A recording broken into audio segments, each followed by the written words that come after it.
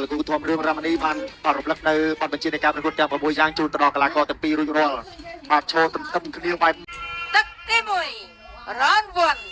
អរគុណច្រើនរីទស្សនាទឹកទី1បង្គោលក្រហមធនផនិតរីឯបង្គោលខៀវអាយុបេនយ៉ាយ៉ាណារៀងរបស់យ៉ាយ៉ាតំណងណាបាទមើលណែមួយដៃឆ្វេងស្ដាំរបស់យ៉ាយ៉ាមួយដៃឆ្វេងស្ដាំរបស់យ៉ាយ៉ាថយចូលកណ្ដាប់ដៃណែយ៉ាយ៉ាគ្រាន់តែមកភ្លាមគេបង្ហាញថាគេបកកាយកណ្ដាប់ដៃអីយ៉ាបាទតើក្រោមពីផនិតមួយដៃឆ្វេងស្ដាំរបស់យ៉ាយ៉ាផនិតដើរចូលញាក់1 2បេនយ៉ាយ៉ាទាត់ស្ដាំពីផនិតកណ្ដាប់ដៃឆ្វេងស្ដាំរបស់បេនយ៉ាយ៉ាធាក់កាត់ឆ្វេងមួយសិនទាត់ឆ្វេងពីផនិតដេញតាមទាត់ស្ដាំពីផនិតកណ្ដាប់ដៃសងវិញរបស់បេនយ៉ាយ៉ាធាក់មួយទៀតបាទរុញគ្រាចេញបន្តិចសិនទាត់ក្រោមពីផនិតមួយដៃឆ្វេងរបស់បេនយ៉ាយ៉ាកណ្ដាប់ដៃឆ្វេងស្ដាំកណ្ដាប់ដៃលឿនណាស់ទាត់ក្រោមពីផនិតបាទទាត់កាត់ឆ្វេងផនិតដើរចូលមួយដៃឆ្វេងស្ដាំពីបេនយ៉ាយ៉ាកណ្ដាប់ដៃរបស់បេនយ៉ាយ៉ាទៅបន្តទៀតក្រោយនេះទាត់ឆ្វេងផនិតបាទញាក់1 2ដើរចូលផនិតដើរចូលទាត់ក្រោមផនិតធាក់ឆ្វេងផនិតទាត់ស្ដាំមួយទៀតទាត់ឆ្វេងផនិតមួយដៃស្ដាំរបស់បេនយ៉ាយ៉ាទាត់ស្ដាំផនិតដេញតាមតាំងឃុំដើរចូលដេញតាមតែម្ដងពីផនិតបាទញាក់ទាត់ក្រោមផនិតមួយដៃស្ដាំមកវិញរបស់បេនយ៉ាយ៉ាបាទទាត់ក្រោមផនិតមួយដៃស្ដាំរុញចេញតិចសិនញាក់ក៏បាទថយទាត់ឆ្វេងពីធនផនិតដេញតាមទាត់ឆ្វេងមួយទៀតអត់អីបេនយ៉ាយ៉ាថយ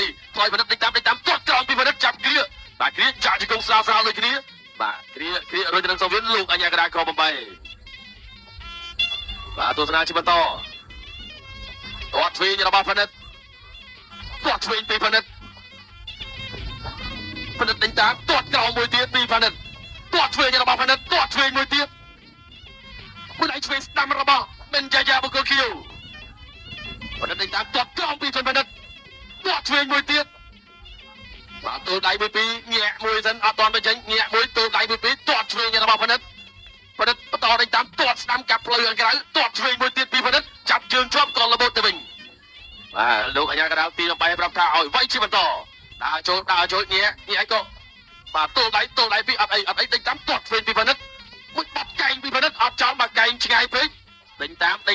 ញាក់មួយដៃឆ្វេងរបស់បេនយ៉ាយ៉ាពូកែងទាត់ឆ្វេងដូចគ្នាទាត់ឆ្វេងផនិតណែបង្គោលស1 2 3 4 5 6 7 8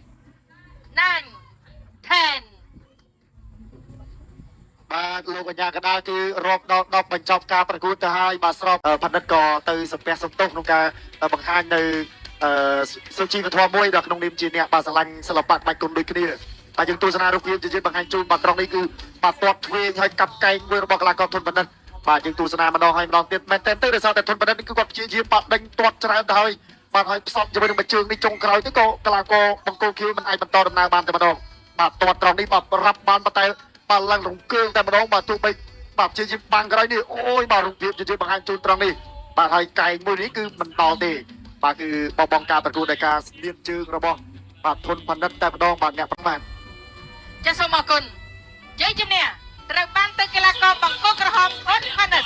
ដោយកីឡាករបង្គោលខៀវអាយុបេនយ៉ាយ៉ាសន្លប់ទៅក្នុងទឹកទី1